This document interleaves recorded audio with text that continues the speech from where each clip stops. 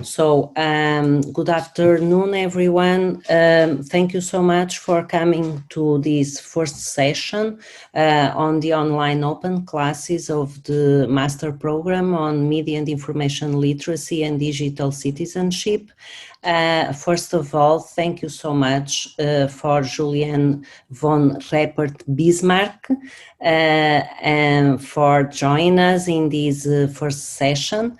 And thank you so much. A special thank you also to Vítor Tomé, that is expert of the Council of Europe, and luckily for us is also professor in our master program. And of course, again, thank you to everyone, and I'm sure that we will have a wonderful session. And I will now give the word to Vítor Tomé. Thank you so much. Thank you very much, Maria José. Hello, everyone, and thank you again to Juliane. Okay, and if you allow me, I'm going to directly presenting our guest today. Juliane is the founder and CEO of Lie Detectors, and of course it directs its activities, partnerships, and strategy. She has the organization's advocacy too, and she has advised governments, policymakers, and the EU on strategies to counter disinformation and radicalization within the EU's high-level expert groups of fake news and its media literacy expert group. One of these groups is tackling disinformation through education and training. She designed the concept, scripts, and the training approach of Lie Detectors. And for this, she has been recognized both personally as an EU local hero, she is an award winner, and via the project awards and award shortlists. And to create Lie Detectors, Juliane put aside an award-winning journalism career, which she wrote for the Wall Street Journal, Newsweek, Reuters, MeLCi, and the Der Spiegel Online, among others. She is also an alumna of New York's Columbia University Graduate School of Journalism and the University of Edinburgh. And finally, Juliane speaks German, English, Spanish, and French, but not Portuguese, especially Portuguese from Portugal, but she is able to understand Brazilian Portuguese, which is great. Thank you very much again. And Juliane, and if you allow me, I will pass the floor to you, so the floor is yours. Absolutely. Thank you so much, Vítor and Maria José, for the very kind invitation. So actually, I just want, before we start, I wanted to see what subject area everybody here is specializing in. Are you, maybe you can just put up give me a thumbs up if you don't have your camera on and say if you're in journalism, because I guess there's a few journalism students here. Yeah. Or, okay. And are there teachers on this call as well, or teacher trainers? Ah, yes, okay. Yes. Excellent. Yes. Okay, so we've got a mix of journalists and educators. That's brilliant. That's exactly what I was hoping. That's wonderful. Well, so thank you so much for the invitation. I'm sitting here in my Brussels home office where it's getting dark.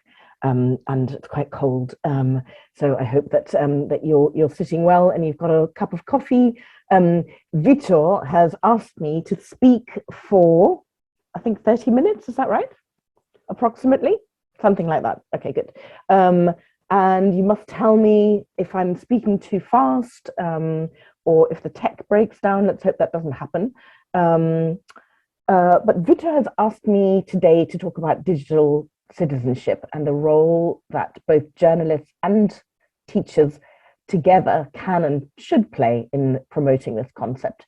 And so I'm going to talk to you, in the next 25 minutes or so about 4 separate things. First of all, what motivates us to do our work? What do we actually practically do? I'll tell you a few things of what we have found along the way, and also what Lie Detectors proposes as a way forward, both on the education side, but also a little bit on the side of regulation. I'm here in Brussels, so I can't help it. I'm quite interested in what's happening on the EU level. So, as Vítor said, Lie Detectors is an independent and journalist-led news literacy organization. And what we do is we work with professional journalists and schools to enable children and their teachers to sort fact from fiction online, but also to understand how journalism actually works. And when we go into classrooms, I tested this myself almost exactly 5 years ago, and I have to say I was unbelievably nervous because I'd been a journalist all of my life, and then decided just to see whether this kind of format had any kind of potential. These days, when we go into classrooms, and at the moment, because of the Omicron variant and because of the pandemic, we're going in via video conferencing. When our journalists go into the classrooms, you've got to imagine that when they line up in front of the screen to ask questions of the journalists, they ask things like, is it true that COVID was made, on purpose, and like, what should I tell, what should I say to my aunt if she tells me that Bill Gates is going to put a microchip into her arm? And now obviously with the Ukraine war going on, there's also questions about, is this true? Is that true? And I think the pandemic in particular is a really perfect example of what happens when unchecked and viral disinformation, coupled with limited resources in the journalism sector, work to undermine trust in fact and trust in science, and undermine our ability to make informed decisions, even about very basic things. And with that, undermining the very basis of the democratic process, which after all relies on our ability to make informed decisions.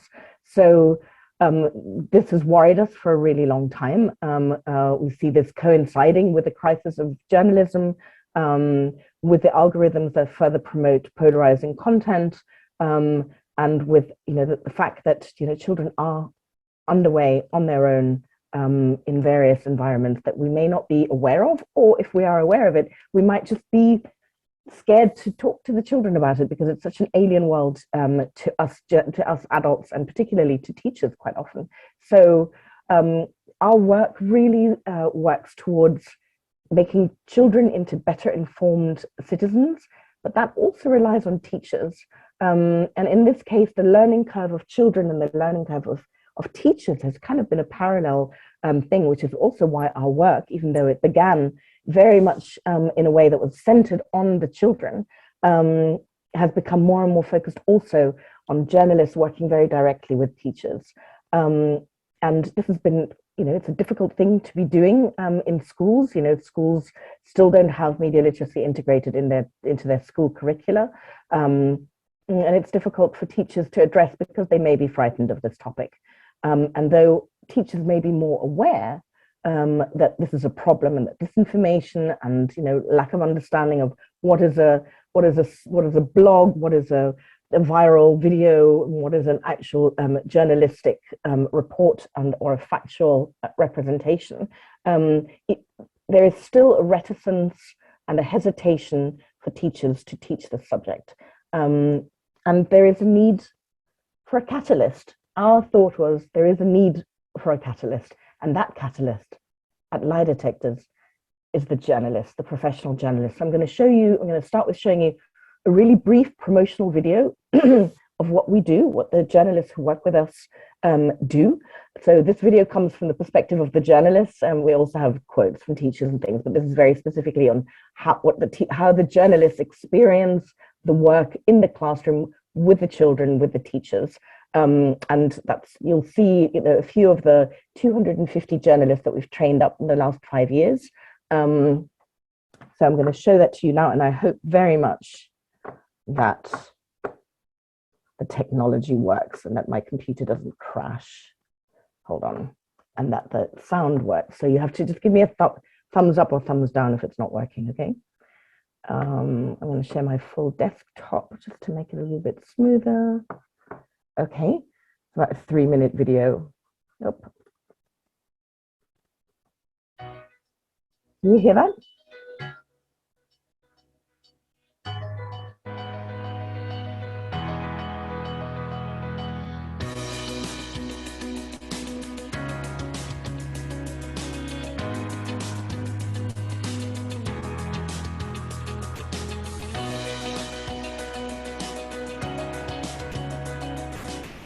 was very nervous, which doesn't make sense because I'm a television journalist. I was really frightened, yeah. What if I don't know the answer? What will they think about me? Right after, I felt relieved. I felt really uplifted, like we can really make a difference in here. And I felt like, yeah, this is a worthwhile thing to do. And kids like being taught critical thinking, they like being taught media literacy because they actually do not want to be duped. And the kids are really proud of having found out things. So the teachers are often wondering, how come the kids know this? The children and the teacher were very committed. It was great to see how the pupils absorbed the content. At some points, they were also discussing with each other, and I had a feeling that they really got it.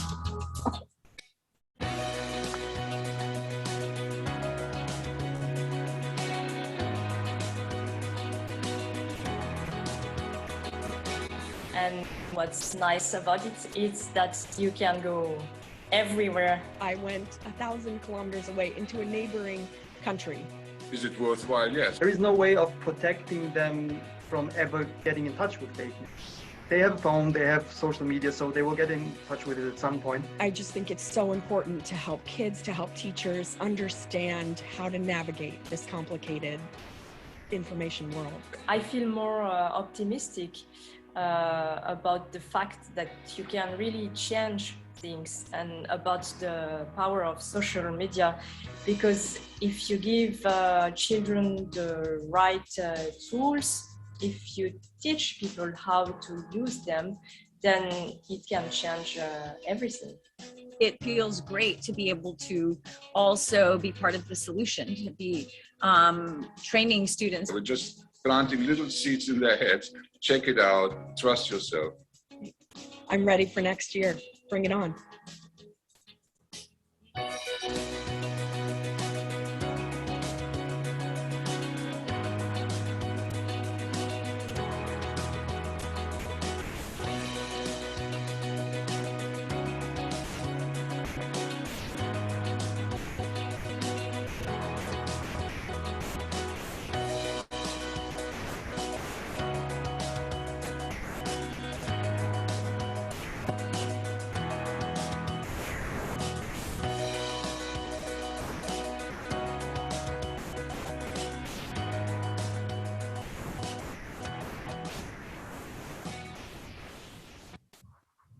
Okay, so I hope you got that. That's obviously a promotional video, you know, as you can tell, because we one of the hardest struggles we have is actually convincing the teachers to take us to allow us to visit them via the screen after all of these many months of the pandemic.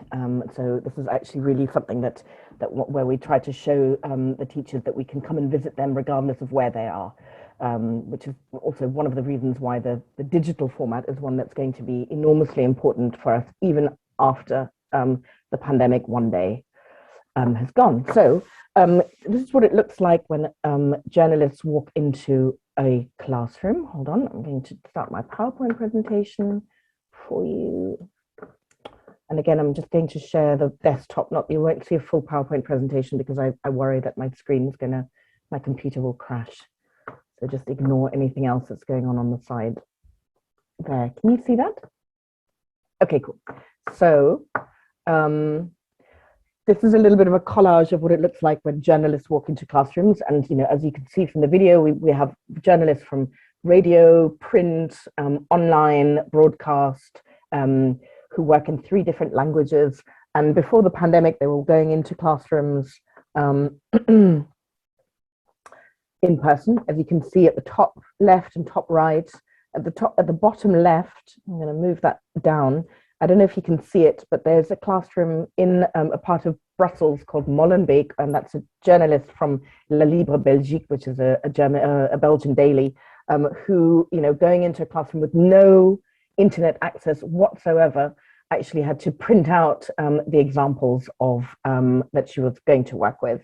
And, you know, then into the pandemic, you can see people working digitally. What's really scary for journalists is when they walk into the kind of environment where all they can see is little black boxes, because a lot of the children actually turn off their cameras when they're in their homeschooling environment. So I'm going to talk quite practically, and then when I'm done with talking, we can totally go into like the more conceptual thing of what they do. But I want to tell you what the journalists do and why we think it's important. So they go and talk to children aged 10 to 15 and to their teachers in very small classroom environments. You can see this is not a big hall. There's only ever up to 30 students in a classroom. And during the 90 minutes that the journalists have got with this group of children and their teacher, they do two things. So first of all, they talk about what is disinformation, why is it there? Why do we care? Why should we care about it? Because actually that's something that, does have to be discussed, because especially teenagers can often sort of set this aside as being something that's, the domain of adults and, and politicians. But also, what can you do about it? What are the practical tools that you can employ? And it's really important. We've worked very hard at making this age relevant and engaging, and to really give them examples to work with that are not political, that won't divide a class, and that they can really relate to, that they care about. Maybe they can be fun, that they don't have to be super serious. We always try to stay well clear of, the kind of topics like religious tolerance or refugee rights or something, because you can actually divide a class and be counterproductive. And you can work with very simple examples in a way that really goes into very profound matters, even when you work with something that is apparently very, very easy and simple. And then the other thing that the journalists talk about, and the reason why we work with journalists and not media coaches or something like that, is that we get the journalists to talk about how journalism actually work, they talk about how it should work and what the standards of journalism are, but also they talk about how journalism can fail sometimes, and each one will come with an example of when their own attempt to portray a very complicated reality failed. So for instance, the one in the yellow seat, she was a war correspondent who was embedded with the troops in Afghanistan, and she'll tell 10-year-olds in a way that's very accessible and child-friendly about her war reporting and how unbelievably difficult it was to tell every side of the story. And by doing that, we're highlighting what we think is one of the most fundamental things in media literacy. It's this yin and yang. So you have to be careful about what you find online, and some of it is trash, but you also have to really know to find and recognize the treasure. And the treasure is not always dependably 100% treasure. So even the best journalist in the world can get it wrong sometimes, but there is a difference between an outright lie or a manipulation or propaganda or something that attempts to distort and attempts to influence, and journalism which may not always get it right for all the reasons that we all know about, but certainly works with that attempt to inform the citizens. And now during the Ukraine war, this has become almost during the pandemic, I would say the first part was really interesting to the kids. We worked an awful lot. We still do work an awful lot with the fakes that were circulating on TikTok and WhatsApp and everything. But now during the Ukraine war, there's an awful lot of conversation in the classrooms on the work of independent journalism, which I suppose you call that the yang of the yin and yang of the media literacy package. So I'll just show you a little bit. So what we're trying to do with that, by getting the journalists to come into a classroom and do something that is not normal, right? It's not normal for a journalist to walk into a classroom, right? Vítor knows this because he does it as well. We're trying to create a virtuous circle, right? We're trying to activate the curiosity of the children, and we know now that where the curiosity of the children exists, the curiosity of the teachers follows. We want to create multipliers among the teachers, and I'll tell you a little bit more about that. But we also want to reach into the newsrooms, and many of the journalists have told us that the work that they do in the classroom actually eventually informs the conversations and the discussions they have in the newsroom, because they're learning about what the new audiences are like and how they are consuming news, and they are having to test their assumptions every time they walk into a classroom. And finally, obviously, we work an awful lot with data, and I'll show you what that looks like in a second, and inform the policy debates that way. These are the very impressive stats. We've been doing it for 5 years, and the amazing thing is that the demand is massive. We have massive wait lists, and particularly during the pandemic with all the uncertainty of scheduling, we're working incredibly hard. And we've been into more than 2,000 classrooms, and we've worked with more than 45,000 pupils and with their teachers. And we're currently working in 3 different languages, so we're hoping to go into Central and Eastern Europe later this year, which will be a whole new sort of challenge. We also work, and this is something that I think Vítor will have been thinking about as well. We also really work very closely with feedback. So every time we have contact with children and teachers, we ask them to submit a feedback form.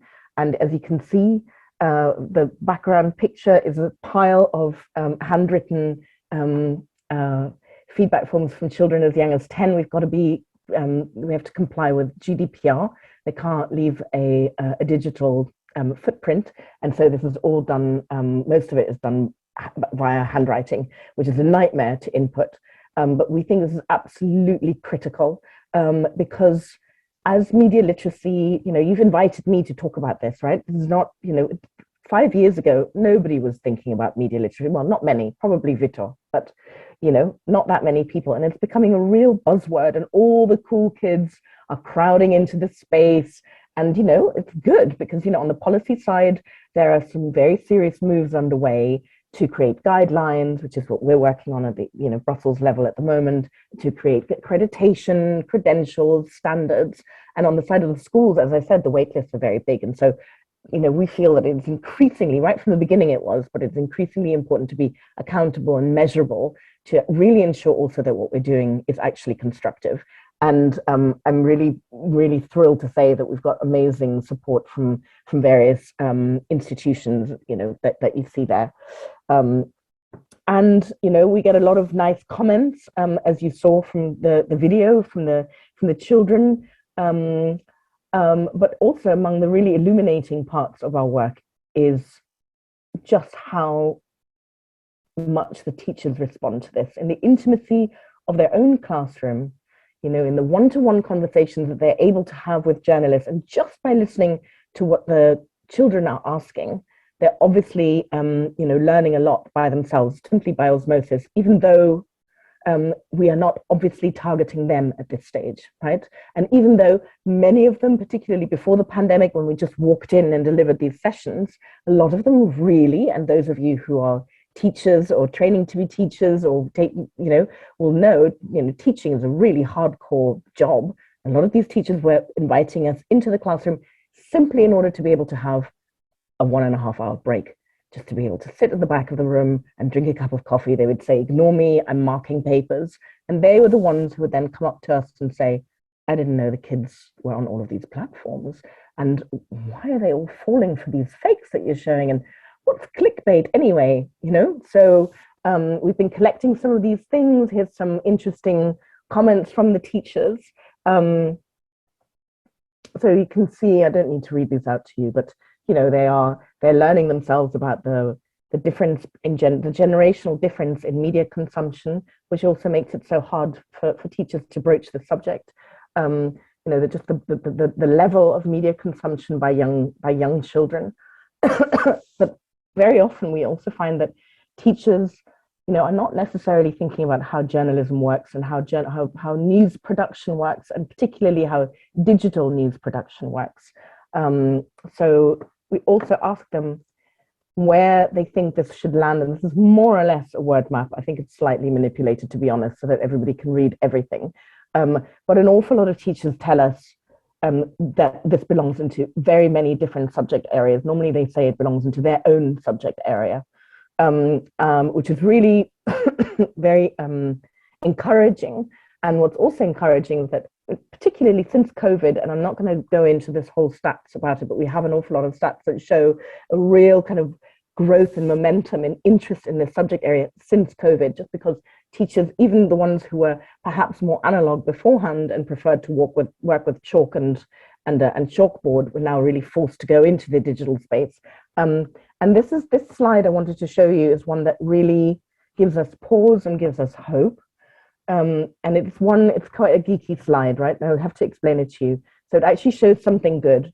This is when we ask the teachers two questions. We ask them, do you think that media literacy belongs into your classroom? And have you taught it yourself? And this thing that we call awareness here is the little green dot here. This dark green dot here shows how many teachers before the pandemic were saying to us, yes, this belongs into my classroom. And you can see that it's like 70 odd.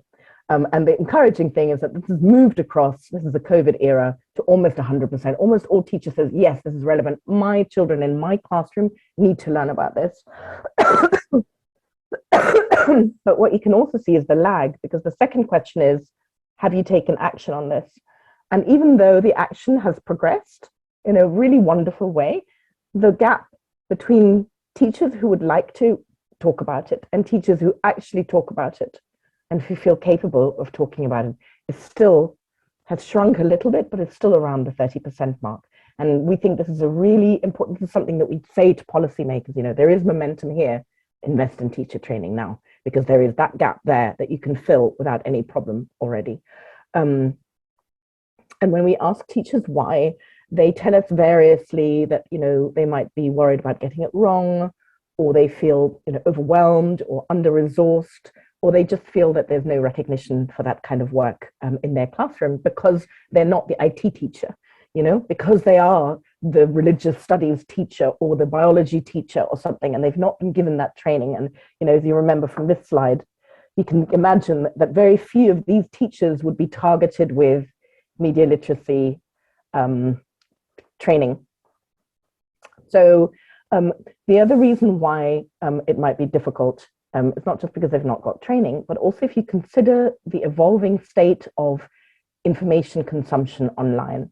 So we ask children and their teachers, where do you go to inform yourselves, right? When something important happens, apart from news apps and everything, what social media do you use in order to inform yourself, right? And what's really interesting here is that the children are here, and then I'll show you where the teachers are, and it's not quite in the same place, and I'll tell you a little bit about that, right? This is where the teachers tell us they are.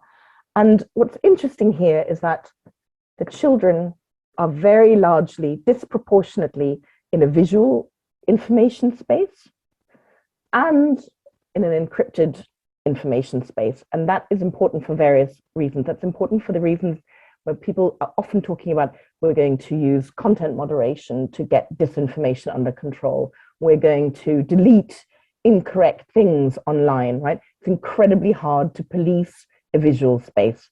And it's also incredibly hard to police an encrypted space.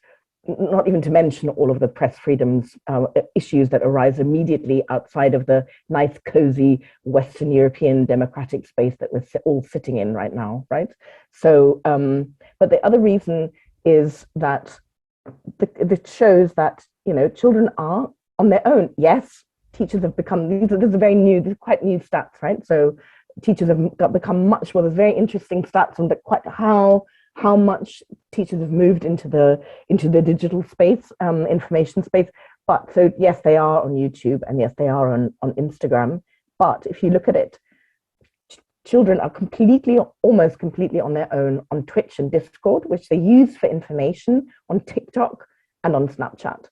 And that doesn't only mean that children need to have the skills to do it themselves because they're on their own, but it also means that it's really tricky for the teachers to teach this stuff because they can't make assumptions, they can't stand in front of the classroom and say something because actually they're talking about two different information universes.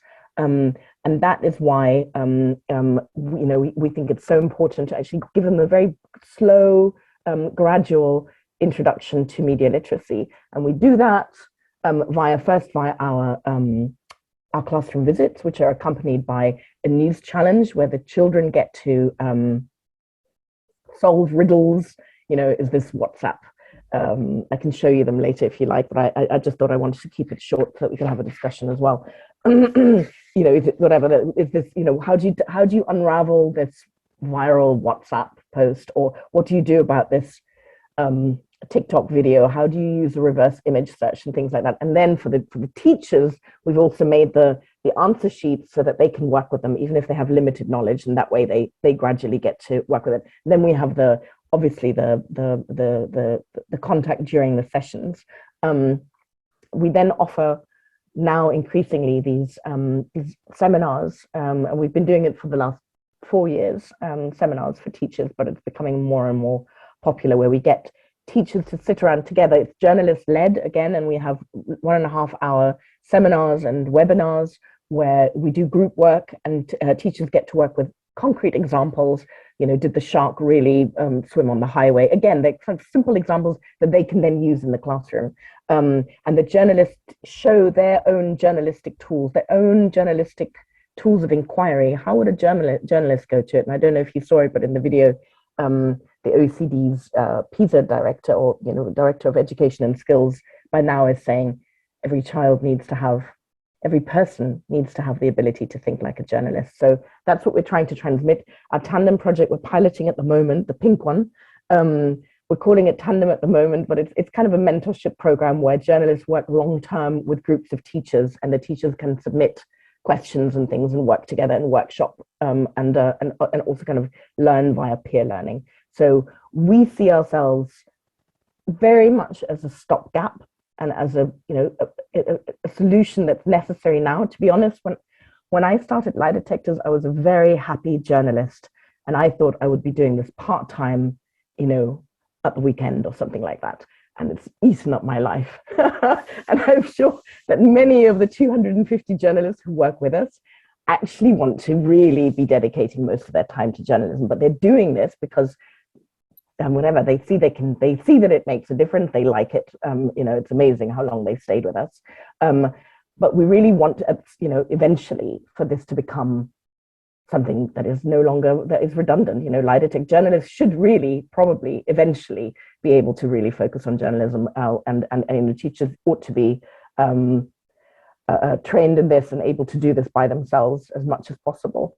So these are our calls to action. I wanted to talk to you a little bit about this as well before I finish, which is, we obviously, what we call for is media literacy, critical thinking, and source literacy. I guess we call it critical media literacy. Some people call it digital literacy. There's a big debate about that. Should really be recognized as one of the core literacies, just the same as reading and writing and counting. It should be the fourth literacy, and it should actually be evaluated within the PISA rankings of the OECD. We need to train teachers and also give them incentives.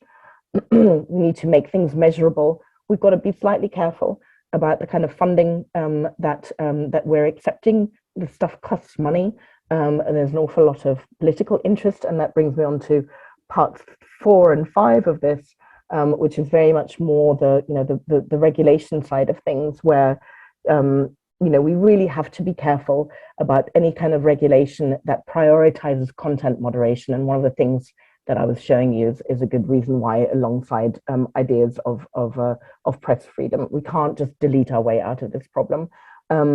And finally, there are an awful lot of regulatory moves. I don't know if you're interested in that, so I won't go into detail, but there are many regulatory drafts being written in Brussels at the moment that would rein in the collection of behavioral data and address also the polarizing algorithms that are the basis of the business model of the large internet platforms. But until all of that happens, we have, I think, still quite a lot of work to do. And with that, I'm ready for your questions.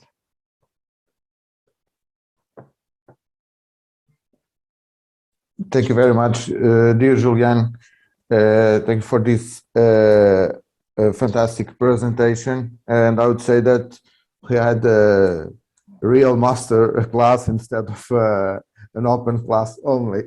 Thank you very much. And now, if you allow me, I would like to open the floor to all of us, to you that are with us today. And if someone has a question, please raise your hand. I think it's easier than opt to the other option is to write it on down on the chat, but we are only a few. We are 18, so I think it's easier if you can ask directly to Juliane. Who wants to? I have a question for Vítor. Nobody's going to ask a question. I'm going to ask one to you, Vítor. How does the Portuguese reality, given that you've done really important work in this field, how do the Portuguese journalists experience this? Would you say is there a difference? Yeah, it's different because our project started in 2017, but we start working with schools in January 19. So far, we trained 300 teachers countrywide, also in Azores, and we are currently training teachers in Azores too. But the teachers work with the students, so the journalists only in exceptional occasions they work directly with students. So the teachers develop the projects with the students, and when I'm talking about projects, I can say that we are talking about, for instance, school newspapers, a series of TikTok videos, Instagram pages that they can develop, for instance, for several months, or even they can start a project. For instance, we started the project in February 2020 in Azores, and the project is still going on. So it's a school newspaper, and the teachers changed, but the project still. So the students are interested in participating. Usually they work with secondary school teachers, the secondary school students, sorry. But we don't have this kind of data or this kind of experience that you have, and that is really, really important. When we worked with the teachers and students from preschool and primary school, we collected data from them, from teachers, even from parents and from the children. So everyone assessed the training and the activities and the products. And the idea is, yes, usually the teachers are not aware of the real use and the real practices of children on social media and on other media. They are aware about YouTube, but not TikTok or other. It's similar. And when the teachers start, usually they say, yes, this is really important for my class, but I have no time to develop these activities because it's impossible. And what we tell them is, okay, but look, the idea is not to change your plans. The idea is to improve your plans or to do the same things in a different way, using different concepts or tools, and especially, if possible, focusing on active methods instead of expositive methods and passive methods. And this works. And yes, they realize that this works. And that's why I think we have more and more teachers interested in working with journalists, I think. Because we are not only journalists, we are about 150. And among these 150, we have maybe 100 journalists and then 50 journalists, teachers, and other professionals related with the media, especially mainstream media, because in Portugal, our country is really, really small, and most journalists are based in Lisbon and Porto. Wow. It's amazing how big your project is in one country. Really extraordinary. Yeah. we try to, but it's important to go step by step, okay? Because we are different structures. You have an amazing structure, but it's understandable to work in 5 countries with 250 journals. It's huge. We are trying to improve the project and to have more journalists trained, especially in the Açores and Madeira now. Well, I think that Lie Detectors was immediately when I founded it, what I wanted was to have something that worked across borders, because there's so many brilliant projects that don't get the attention that they should get just because they are one of 27 countries or something, you know. And what we wanted to do immediately was actually see whether we could make international comparisons. And what we find is already quite interesting, actually. And that is that there appears to be no difference. Yeah, I mean, you know, the answers are remarkably similar from across these countries. And I have to say, we are still very much in the kind of this cozy Western European scenario, you know, Germany, Belgium, Luxembourg, Austria, Switzerland. You know, I think once we start going into Central and Eastern Europe, and we're going to pilot in the US as well, we'll probably see some very, very different sort of results, and we'll have to be really, really careful. The one thing that we have found, I don't know whether it's interesting to anyone, but I find it enormously interesting, and I think that we need to have more research on that if it's possible, that it appears to be more the sort of the homogenous communities that are more vulnerable. And that then also goes to, like, how do you measure vulnerability? You know, how do you design these questionnaires in a way that you get true answers without inserting, you know, social desirability into them and everything. And hopefully we're going to be working with 2 of those universities in the autumn to find out a little bit more about that. But the question is, you know, is it homogenous societies that don't have to question their assumptions on a day-to-day basis that are more vulnerable? You know, and is it in fact perhaps that, you know, that school in Molenbeek that has no internet access, where, you know, these kids are constantly rubbing up against very different kinds of people because they're living in one city with very many different people and have to test their assumptions constantly. And I think that would probably be a really interesting thing to measure, you know, if academics, you know, can get their head around it, I think. But it's certainly what we wanted. We wanted to be able to make statements about, you know, international statements. Yeah, and that's really important and interesting, but sometimes it's hard to collect data, and it takes time, and it's it consumes a lot of resources, especially not only human but financial resources. It's crazy, especially working at the international level. But when we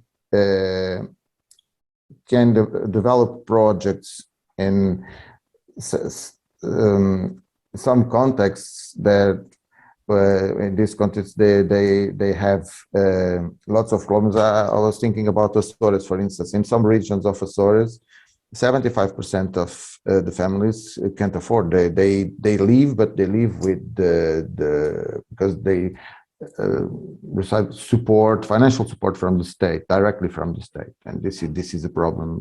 One of our ideas is to implement a project in Azores, not only a project, 1 month or 2 month project, but a project that can still for 1 year or more. The idea is to initiate a project, and then we will see. And this is maybe one idea, to work with communities, and it's easier to collect data. But at the level that you are working, it's different, okay? It's different, and I understand. Yeah. Okay. Thank you, Juliane. And I apologize because the idea is to give the floor to you. And please, if someone has a question, please feel free to ask. Even you don't need to raise your hand. May I? Okay. No. Okay, of course. Does anyone has a question? Because if so, no. So it's a kind of, first of all, thank you so much. And then just 2 questions.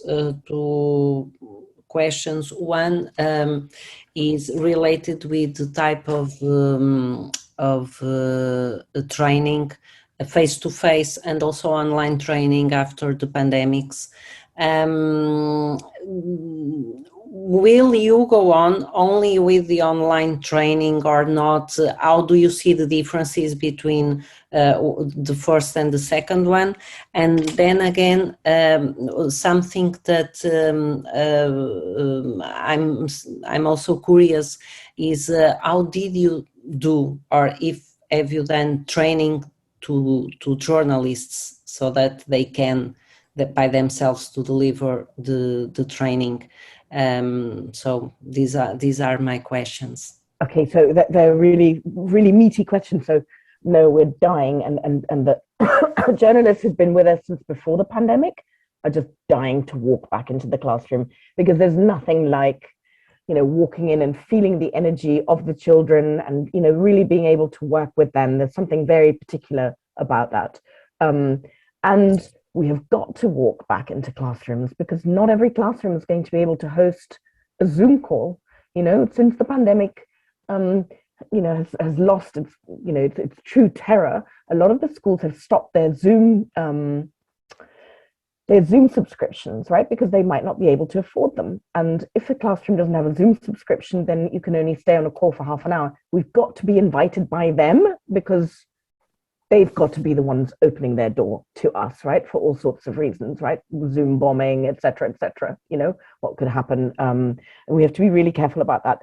And so we have got to go back into the regions in Eastern Germany that we've not been able to go into, on the border with Poland, because they don't have the broadband that you need, and at the same time, we will never give up the digital format, because when there are schools that do have the resources and that can host us online, this actually allows us to go beyond the media hubs that are, Cologne and Brussels and all these places that there's millions of journalists and people just already have contact with journalists. So we're trying to get to places that have never seen a journalist in their life. That's where we're trying to get to. Just like, Vítor, when Vítor's going to the Azores, it's super important. So we will try and keep both of them. It's difficult. We're trying to do it in a seasonal way. So the spring surge, excuse me, these spring visits, we're doing 430 visits in the spring. It's all digital. And in the summer, we're hoping that the trends will allow us to go back into classrooms, but it's very hard to predict. The other question was about how do we train the journalists. So this is what I created, and I didn't know how well it would work. I tried it myself. So I tested this for 8 months. And this is also, by the way, the beauty of the funding that we have, because we've got core funding by one foundation who just say, keep going, right? They funded the first 3 years, and now they've just agreed to the next 5 years. And that's almost unheard of. It's actually a nature conservation foundation in the US that has found that there is, they realized very early on that there is a direct link between, or an indirect link between, the erosion of trust in facts, the erosion of trust in science, and risks to effective climate change policy. So they've been funding us very generously, thank goodness, for all this time, which is why we've been able to grow and to learn from what we do. And so part of this, the first part of what we did when I started Lie Detectors, I created a test. It looked very different. It was half as long and had a lot more content in it. I tried to do a lot more with them until teachers said, slow down, silence is important. Stop this rapid fire stuff, So, and I immediately worked with the feedback forms with the kids, right? Because I'm a journalist, so I wanted to know, like, what do they think? I want to know from them, So, and then, I worked with several psychologists as well, and just kept testing it. And this is why we also, we read the feedback forms. And in fact, now that we've got the digital and the in-person format, we want to see whether they're both doing as well as each other, and whether we need to fine-tune any part of it. But so we have a script that the journalists use, because we want them not to just talk about, how they covered the war in Congo or something like that, which is very nice, but doesn't actually, hand over any tools particularly, and then they'll tick the box that says, I have done a media literacy module, and the opportunity is wasted. So they get a script. The script is 90 minutes long. About 60% of the script is scripted. They've got to talk about specific things and they've got to deliver key messages, right? And then the other 40% is very much up to their own improvisation and up to them to kind of like fill it with their own experience and make it into a personal thing as well. And that seems to be something that works really, really well. And it's important in terms of quality control a little bit, but also in order to be able to gather this data and in order to then be able to talk to policymakers. You can only do that when something is kind of consistent, you know? And the way we train them to do it is, well, we select them and then we do very long workshops with them. So the workshop takes about 7 hours to get trained up. And that's where we kind of tell them the rationale, the psychology, blah, blah, blah behind it. Yeah, sorry, that was a really long answer. No, but it was important, yes. Our trainings with journalists also last 7 hours, usually in 2 days. Okay, thank you, Juliane. And we have a question, João, please. So again, I apologize in advance because of the background noise. And this isn't really a question, it's more of, I want to give you some points and I'd like to get the feedback on you from your very specific perspective from where you're coming from. It's more like, it's like a prompt on you to comment on this. So I heard about this project. I think it's an amazing initiative. I see that you're taking care of two poles here, the children and even probably the parents as well. But on the other side as well, well, at least you seem to be concerned as well with the rest of the environment of the children, because you know they're not. You can single them out, and you also seem to be concerned about the journalists themselves, which is also a part of the problem. If they are aware and they are self-accountable, it's about the way they contribute to the process or the solution, at least. That's very important as well. And I want to move aside from that slightly to another part, which is related to the crisis that the journalism today has been facing. It's not something new, it's something that is growing, increasingly important, and that has been discussed by journalists themselves, which is the problem of the gatekeepers. And in this case, we have two gatekeepers, or two families of gatekeepers. First, as you have seen yourself, you pointed us with that slide that you showed. There is a first filtering, which is the platform in which people consume the content itself, and how they are part of the process of what kind of message gets to them, what kind of measures are being taken to prevent the spread of the fake news or misinformation, at least. I know that Maria doesn't like fake news, the word itself. Well, just to keep it simple. Because they are gatekeepers of the information and or the misinformation of the kind of content that circulates and reaches people. And on the other hand, at least in Portugal, we have been increasingly discussing this problem.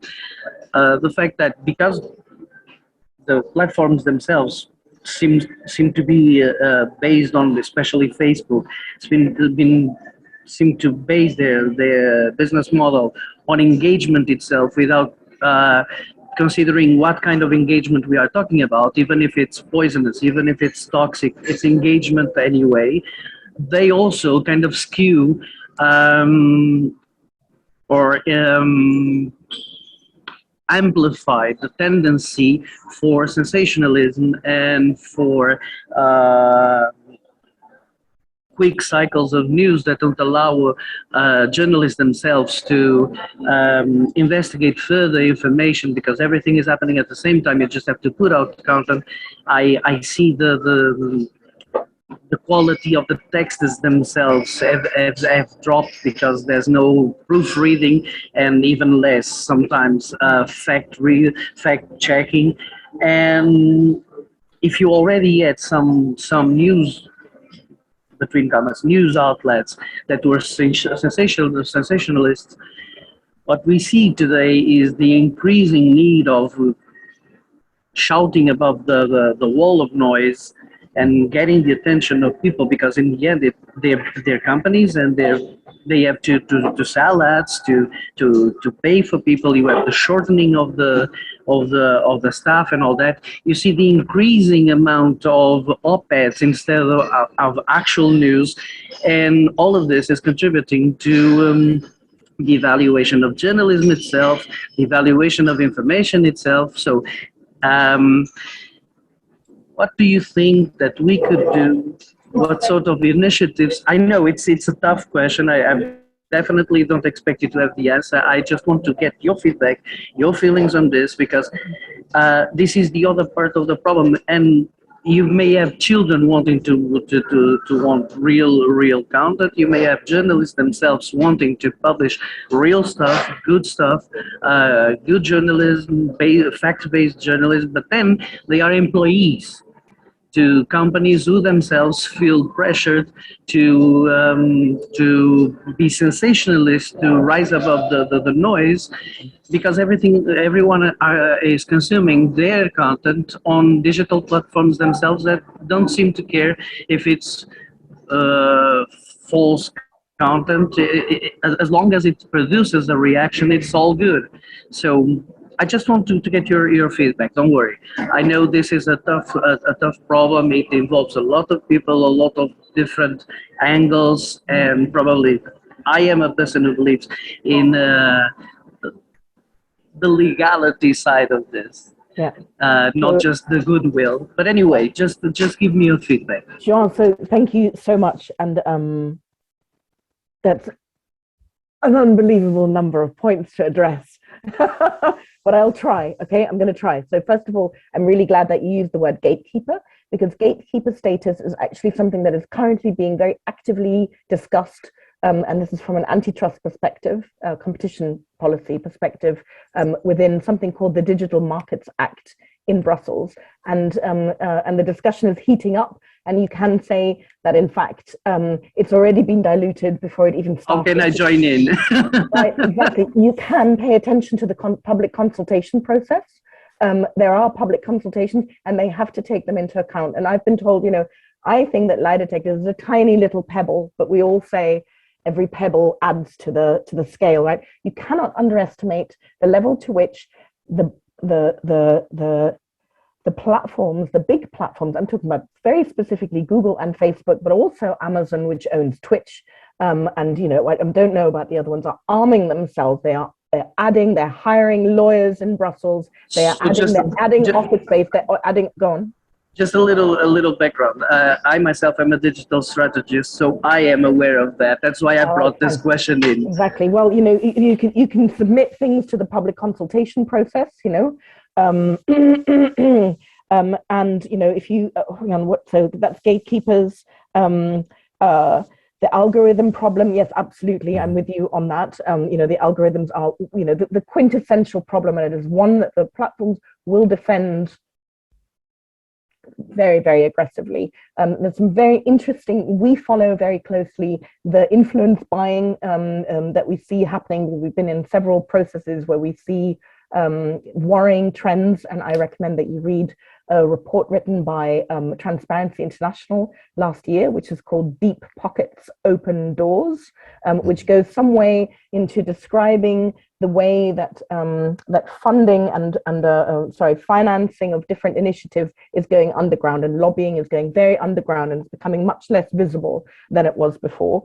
So it won't be necessarily the lobbyist from Facebook knocking on the door of the European parliamentarian. It'll be somebody who's perhaps receiving funds from Facebook in some indirect way. There's also culture of dependence that I would say is becoming almost a fait accompli in the European Union. There are so many initiatives, really important initiatives that need money. And I have to tell you, the first two entities that offered me money for Lie Detectors were Google and Facebook. And the way that I got my core funding was to approach the funders that we now have and say, I would prefer not to take this money. And, I do think that actually foundations, philanthropic foundations, public entities need to be much more forthcoming. The European institutions have got to be providing core funding. You can't keep bouncing from one year project to the next, because you'll never build knowledge. You'll never build that sort of long-term momentum either, or credibility. It should be part of EU, at least EU policy making, and I am a person who defends that this should be an organ, that there should be a public organ, an European public organ dedicated to all these issues, and not something like yourself, you're saying.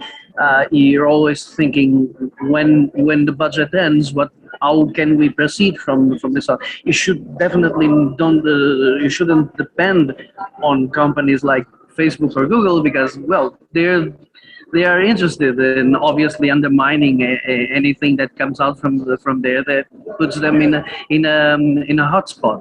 So yeah, it should be publicly funded, definitely. Yeah.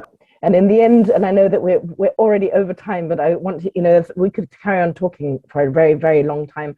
I recommend, by the way, if you're following the Digital Markets Act and the Digital Services Act, that you follow somebody called Daniel Holtz-Nagel on LinkedIn, who was a co-author of Germany's Facebook law and was there to witness the fallout from what happens when you try and tackle disinformation and polarizing content from a content moderation point of view. We know the Facebook law, and I don't know if you all know, but the German Facebook law ran into an awful lot of trouble and criticism, probably justified criticism as well, of infringements on media freedom, which can very often totally discredit something that was supposed to be working for some positive effect. What did I want to say? So follow him. I would also recommend that you read and follow somebody called Sally Hubbard, who works she's in the United States. She used to be at the Federal Trade Commission and is now at a think tank whose name I forget, but she has written a book called Monopolies Suck, which is all about why it's not really great that these organizations are actually having this, what you call gatekeeper status. Finally, the temptation of clickbait. Come on, those of us who are journalists on this call, we know how fallible and how vulnerable journalism is to this, never more so than at a time when the publisher can count the clicks on your headline, so that is something that, further awareness and I suppose public funding will perhaps have to address a diverse media environment. If there's state funding for media, then that's fine in certain countries and probably not so fine in other countries. And it's a really, really difficult issue to resolve. I think the business model and the algorithms are the central part of this. And also, while this is all the stuff that we call like the supply side of disinformation, but while we're doing this, it's such a big and long battle, we've got to get the consumers ready. There's always been the alien landings, the little green Martians on the moon or whatever it is, right? And we've been able to tell them about, we've been able to amuse ourselves with this content every once in a while, right? But we need to inform citizens that there is a difference between the two, how to tell the difference and why that difference actually matters.